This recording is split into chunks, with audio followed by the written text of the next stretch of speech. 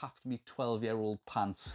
Hello and welcome back to the RetroVerse, and thanks for joining me, G, here in the RetroVerse, and it's another big unboxing here, and it's a PS1 unboxing. That's right, I'm ramping up the PS1 games, but I'll just have to caveat this, it's not a double case special. That's a separate mission, but these are non-double case games that I've been after for ages as well. So let's dive into it and let's get it started. Right, so I've got the big box here. I can't remember how many games was in it, but let's just break into it and see what we've got. Let's go, hello. Oh. Thank you, Mr. Scissors. Right, let's have a look. Oh, bit of a raggedy box. Right, let's have a look. Oh, the old packing contents. Oh yes. Oh, it starts off with an absolute classic. Right, I'll tell you what, I'm just going to put this over here and I'm going to break them out over here. Here we go, one at a time, boys. Here we go, in the first game it is, classic. Grand Theft Auto, yes. the original gangster. Lovely box there as well, no cracks on the cases. I find that the PlayStation cases can be almost as fragile as the Dreamcast cases. But there you go, the original Grand Theft Auto. Let's have a look. Now, did it have a map and stuff? I can't remember. Oh, yes, it did. What's this? That's right. Did it have a few posters or something? Oh, wow. Let's see. That's right. The different cities and stuff. Oh, I'm not sure if that's going to work with that there. I'll put that up bit over there. Right, there you go. So what's that? That's San Andreas. Obviously a classic game. Then you've got there Liberty City. It shows you all the bits there, and then what we've got here as well. Is this a poster or something? Oh yes, it's a map, another map and poster. There you go. And then the classic Vice City. Now, who at the time thought that Vice City and San Andreas were going to be made into games? Maybe Rockstar did, but I tell you what, for the question of the day, let us know which is better. Grand Theft Auto Vice City or Grand Theft Auto San Andreas. I will let you know that me personally, the greatest Grand Theft Auto game of all time is Vice City. It might just be because I am a massive Scarface fan, best film of all time, and Vice City very, very much parodies Scarface. Manuel there. But on the flip side, just on Vice City, I am an 80s child. I was born in the 80s. I love the music. But on the flip side, San Andreas, I am a big hip-hop fan. Hip-hop and rap are two of my favourite genres of music and have been for over 30 years. Yes, so a tricky one for me because both games have got the gameplay, they've got the looks, they've got the eras that I love, and they've got the music. But for me, Vice City, for me, it swings it because it's got the better characters. That's what it comes down to. But there you go, Grand Theft Auto. Let us know in the comments, is it Vice City or is it San Andreas? Which one is your favourite Grand Theft Auto? Right. So an excellent start there with Grand Theft Auto, the original on the PS1. Absolutely a brilliant game there. Yes. Now, you might, if you watch my recent Dreamcast unboxing of plus 10 games, I got Grand Theft Auto 2 on the Dreamcast, which I wasn't so much a fan of, if I'm honest. But never mind. Oh, God. Here we go. We'll go from one sensational title to another sensational title and one of my favourite top 3 game franchises of all time, Resident Evil. And the original one where all the zombie horror started from. Unbelievable. Shame about the crack on the case there. I'll have to just get a replacement case. But The original Resident Evil. There you go, what we got. Oh, the manual. Now, I tell you what, did anybody else think that Chris Redfield's face was looking a bit stupid? Like, now, don't get us wrong, obviously, well, to be fair, he is getting chased by the big spider at the back, and you probably would be bricking your pants, but I wouldn't be pulling that face. Oh, look at that, man. Resident Evil. God, the original zombie way turns round. Ah, it's absolutely brilliant. Now, some people complain about the controls, and there is that Resident Evil PS1 pad where they remap the controls. Personally, suck it up. Suck it up, you bitch. Just get on with it, because it's a tremendous game and it doesn't need remapping. That's what made the game brilliant at the time. That's part of the nostalgia. Look at that, you've got Virgin Interactive registration card. Awesome. And then you've got the CD there as well, obviously the game. Absolutely class. Now, I honestly, Resident Evil, I'll tell you this now, Resident Evil on the GameCube, the remake, which actually, I have semi to hand, unplanned. This version of Resident Evil, the first one, is my favourite Resident Evil game of all time. But you couldn't have this without this, which makes this one of my favourite games of all time as well. And I might actually have to give it a blast through, because it is so good, and the GameCube one is brilliant. They're talking about doing a remake of the remake, and I just think, just leave it alone. Try and make a new game IP up. Try and make a new franchise up. Stop relying on the old stuff, man. Let it be, let it rest. Anyways, unbelievable title there. And this is going to be what these are like. Now, you've got to bear in mind, I haven't really got much of a PS1 collection, so I do need to get all of the classics. But there's two right there. Right, next up, it is, everybody knows I'm a big wrestling fan, or at least you should do, and it's WWF SmackDown, the first one. There you go. Oh, what that brilliant game, but nothing will ever beat, for me anyways, WCW NWO Revenge. Sorry guys, I've said it. Don't shoot us, don't unsubscribe. I know everybody else thinks No Mercy's the best, but no, I'm more of a WCW fan and NWO, purely because of the NWO registration card there. But SmackDown obviously took a much improved turn by THQ when they moved over to the PS1 and abandoned N64. There's a guide on the back. I wouldn't mind owning that. Has anybody got that guide? Wow, this manual is crispy. That is really fresh, that, to be fair. Look at that, man. Who remembers that VHS there? Austin versus McMahon. Who remembers that? Oh, brilliant. Or even, actually, a friend of mine who I've mentioned on the channel, Leggy, he had that Brahma Bull jersey. I had the Austin 316 t-shirt. Quick side note. Oh, there it is, man. This wasn't going to be a side note, but I've still got this. Volume 4, the music. Who remembers that? I've still got it. I've got it on Spotify as well. It's unbelievable. But quick side note and story. Me and my best friend from high school, Leggy, we went to see WWF at the Newcastle Metro Radio Arena. Showing age here. When was this? This was in the mid-90s. And I remember at the time, actually, and here's how it's gaming related. Obviously, they have a load of merch stalls and stuff, don't they? And I was like, oh no, I'm going to want to buy a t-shirt. And I did. I bought the Austin 316 t-shirt. I also bought Austin 316 dog tags for some bizarre reason.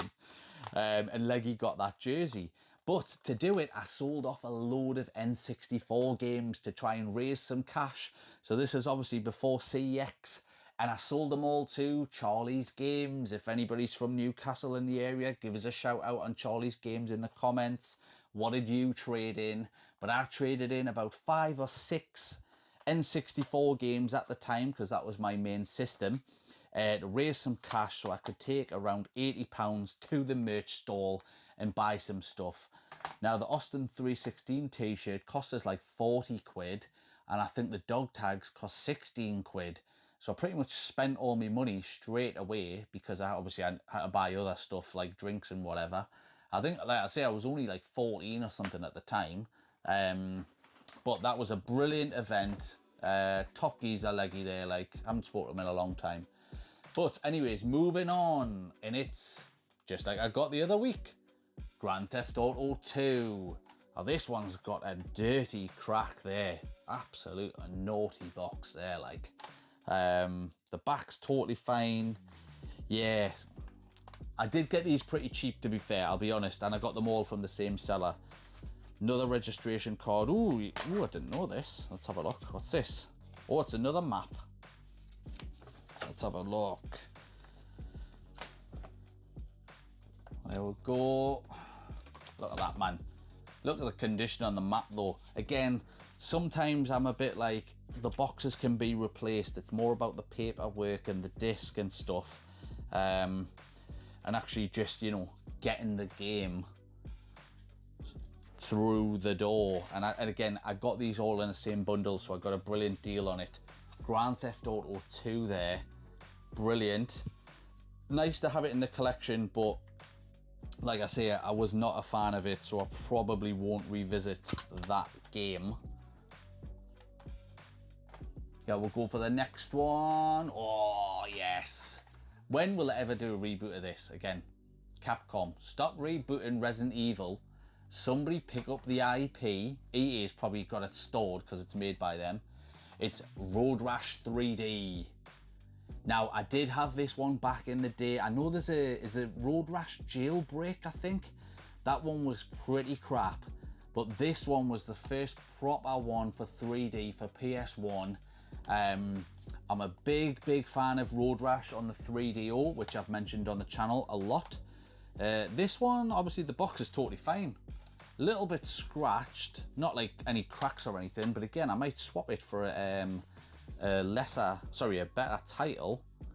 There you go though, Electronic Arts. There, see? Electronic Arts, man, they're just buying up everything and then just don't do anything. Electronic Arts registration card. I might actually fill this in and say use a lot of rubbish. And then there you go, you've got the disc there as well. So all disc and manual, nice and complete as per my completionist status. Looking great there. Now you can't and you never will beat the 3DO Road Rash game. If you disagree, let us know in the comments, but I'll let you know right now you're wrong. And on that note, we will move swiftly on to I Can Feel the Force, because it's Fighting Force. Now, this was supposed to be Streets of Rage 4 before, what, I think Sega pulled the plug or something like that. I think most people think that this game is pretty bad, but you've got to remember back in the day, what was it, 1997?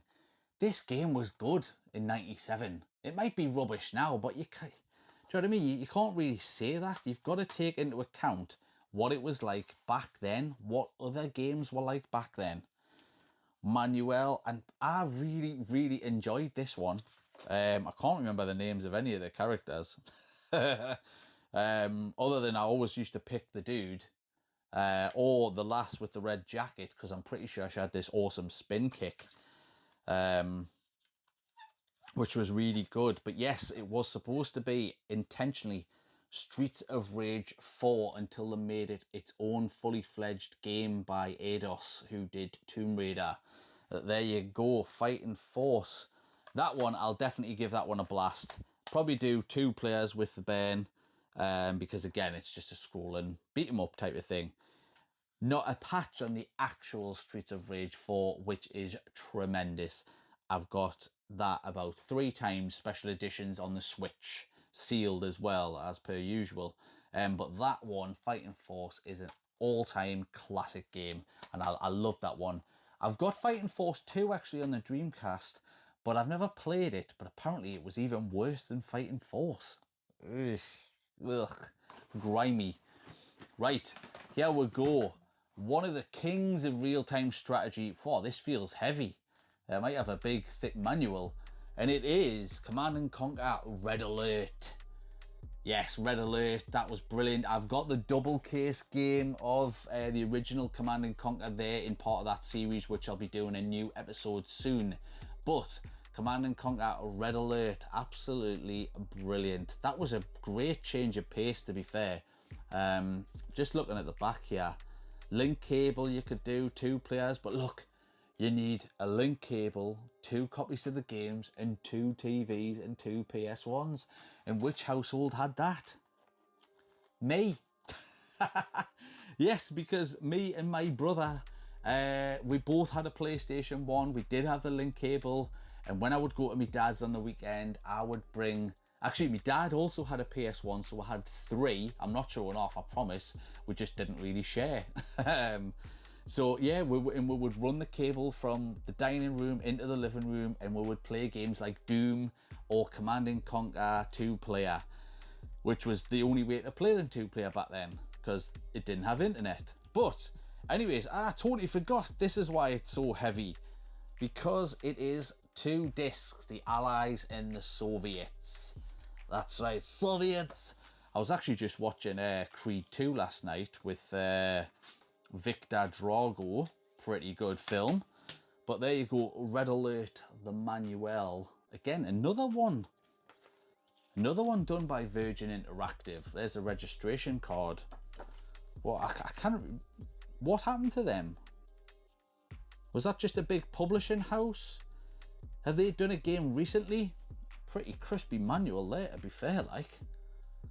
Really, really good. But Red Alert there, absolutely quality title. The box needs a bit of a clean up, but that's neither here nor there. No cracks in it though, which is brilliant. So there you go, Red Alert goes into the collection there. Might actually give that one a blast as well, just like Command & Conquer. And we've got here, last but not least, and it is another part of that brilliant horror franchise. It is Resident Evil 3 Nemesis. Now, first thing I notice is the absolute mess all over here, so I will definitely be cleaning this box up. Resident Evil 3 Nemesis obviously followed Resident Evil 2, which is one of the greatest games of all time. The PS1 version is still brilliant. Yes, okay, the remake is much, much better. But, you know, you can't beat the classics in my eyes. Here we go. What we've got, another registration card. Eidos Interactive. I was going to say, is that Virgin Interactive again? There we go. We've got the manual. And remember Nemesis, man. Remember when he first drops in and he goes, stars. Stars. Pretty good impression, that. That deserves a like. And Jill's running around like a loony bin, you know, and it's like, oh my god, this absolute lunatics with a rocket launcher for an arm trying to chin us. Absolutely brilliant though. You could change characters. They had that, what was that Mexican geezer called that you could change into? Wait, there he is. Is he Mexican? South American. Wait, that is Mexican. I think. I'm terrible at geography. Carlos Oliveira. That's right, that's the geezer from the film. I didn't even realise. What an idiot! Oh, what a loser! Right, but there you go. Resident Evil 3, nowhere near as good as Resident Evil 2 in terms of the remake or the originals, but still brilliant. Wow, what's this? A really thick, what, promo manual. Look at that. Whoa, isn't that weird? It's promoting games on other systems. I've never seen an Eidos Interactive promo booklet. And I say other systems because look, it's got Power Stone there. And it's got Tomb Raider The Last Revelation for PC. Wow, what else is in here? You've got Fighting Force 2 there on Dreamcast again. Legacy of Kain. Nomad Soul, remember that one? Nemesis. Dactana, god, that was terrible. Gex on the Game Boy, Urban Chaos. They did a Braveheart game, did they? I never knew that. Did anybody know that they did a Braveheart game? On the PC it says there. No idea about that. Didn't know about that at all. And then a load of other games. Fear Effect. Yeah. Quality that though, to be fair. Brilliant promo manual. Follow that up with yet another promo manual. Awesome. 4 bits of paper there.